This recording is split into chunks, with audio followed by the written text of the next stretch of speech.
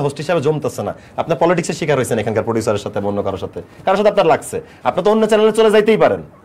তাহলে আমি একটা টিভি অ্যাক্টর, আমি একটা নাটকের সিরিয়ালে আমার জমতেছে না, আমি তো চাকরি ছেড়ে আরেকটা চাকরিতে যেতেই মানে আরেকটা দোকানে যেতেই পারি, আরেকটা চ্যানেলে যেতেই পারি। মানে শামীম ভাই পলিটিক্সের শিকার হয়েছিল? অবভিয়াসলি আমি হইছি। ওকে ওকে, আচ্ছা করেছেন স্ক্রিপ্ট দেখার সময় বা নাটকের নামগুলোতে আপনি এটা নিয়ে অনেক প্রতিবাদ করেছেন, সেক্ষেত্রে এখন কি আসলে ভিউজ কেন্দ্রিক হয়ে যাচ্ছে? আমরা ভিউজ কেন্দ্রিক হয়ে যাচ্ছিলাম আমরা, কিন্তু এখন তো সিচুয়েশনটা চেঞ্জ হয়েছে, কাজ কমে গেছে, সংস্কার কিন্তু এখানেও চলতেছে। আপনি যাই বলেন, আমি 1 তারিখ থেকে যতগুলো কাজে শুটিং করছি সেখানে কিন্তু আমি গল্পের একটা চেঞ্জ দেখতে পাইছি। মানে সবাই জামাই বউ শ্বশুর শাশুড়ি থেকে সরে এসে মানে যে সমসাময়িক যে ঘটনা চলছে, টাকার গরম নাটকের নাম, এই ব্যাপারটা চেঞ্জ আসতেছে আর কি আস্তে আস্তে। বা এবার তো মানুষ সো কন্টেন্ট চেঞ্জ হচ্ছে।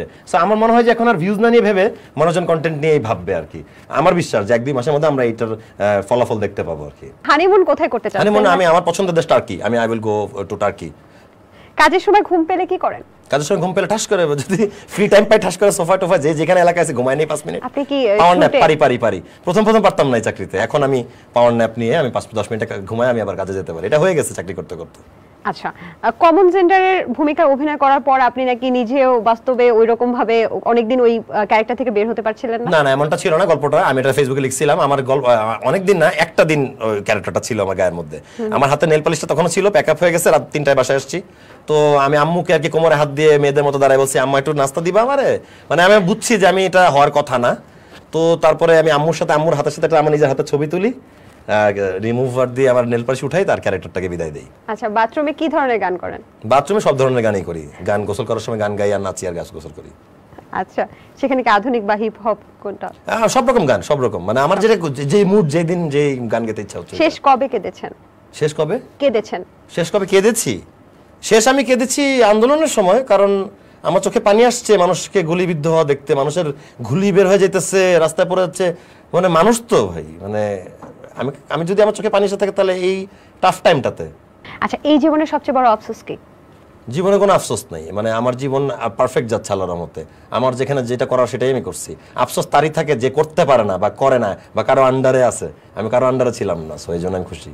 কাকে ধন্যবাদ জানাতে চেয়েও আপনি কখনো জানাতে পারেননি? আমি ধন্যবাদ জানাতে চাই আমার আব্বা, মামা, ছোট বোনকে। এই 3টা মানুষ আমার লাইফে এতটাই হেল্প করছে যে আমার লাইফে আমি যতবার বিপদে পড়ে গেছি ততবারই আমাকে আবার জায়গায় তুলছে। আমি আজকে বসে বসে কথা বলতেছি, এটা ফর দেম, এই 3 জনের জন্য। কত নাম্বার এক্স কে সবচেয়ে বেশি মিস করেন? আমি যদি কাউকে মিস করি না কোনো এক্স কে, টু বি অনেস্ট।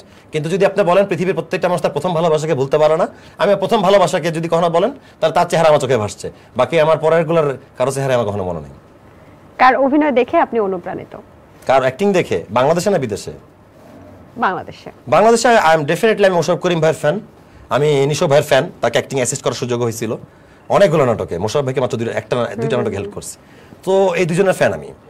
আচ্ছা, আমরা যতটুকু জানি যে আপনি রোমিও নামে একটা গান করেছিলেন, মনে আছে? জি জি। আচ্ছা, আমরা সেই গানটা শুনতে শুনতে বিদায় নিতে চাই। ওকে, তো আমরা কি সেটা শুনতে পারি?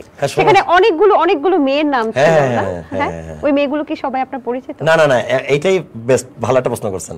আমার লাইফের জড়িত করা কারো নাম এখানে নাই। হ্যাঁ, শিওর। আচ্ছা, এই নাম কমন নাম, কিন্তু নাম বাছাই করছি আমরা রাত্রেবেলা 3 জন আড্ডা দিচ্ছি। তো আমি যেটা করছি হচ্ছে ফেসবুক ঘাটছি এরকম, আর ওই যে হেডে যে নামগুলো আসে এরকম আমি কিছু বের করছি, আর কিছু মানে নিজেই মনে করে ছন্দ মিলানোর জন্য করছি আর কি। আমার একটা দুঃখ আছে, বলেন। সেখানে আমার নাম নেই, কিন্তু আমার আম্মুর নাম আছে। আর এটা তো জানি না, কিছু এরকম ঘটছে, কিন্তু এটা খুবই ফানি, তাই না? আন্টির নাম আছে। আমি যখন আম্মুর সামনে আজকে শুনছিলাম তখন আম্মু বলে, দেখ আমার নাম আছে, তোর নাই। এটা ভালো লাগছে শুনে, এটা এরকম রিভিউ পাই নাই, এটা ফার্স্ট আপনার থেকে শুনলাম। ঠিক আছে, আমরা গানটা শুনবো। তার আগে বলছি দর্শক, দ্য টক রুম থেকে আজকের মতো আমি সবাইকে বিদায় নিচ্ছি। আগামী পর্বে আবারো কোনো গেস্টের সাথে কিন্তু আমরা হাজির হব। সেই পর্যন্ত ভালো থাকবেন, সুস্থ থাকবেন, এবং শেষটা করছি আমরা শামীম হাসান সরকারের গান দিয়ে।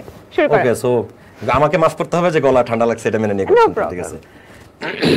চারিদিকে এত মাইয়া তবু আমি একারে, মনটারে কাইরা নিল মনের প্রেমের একারে, ধোকা তো খাইছি বহুত, হইতে চাই না বোকারে, তোমার এই রোমিওরে চিনে সবাই নগরে। এই শাপলা শাকিলা চলো খাই 2 শটটা কিলা, এই দৃষ্টি দেখতে নোনতা খাইতে মিষ্টি, সাদিয়া নাদিয়া করা লেবু চা দিয়া, এই রাদিয়া সুজানা মারজানা ফারহানা তোগো এটা মন নাকি প্রেমেরই কারখানা।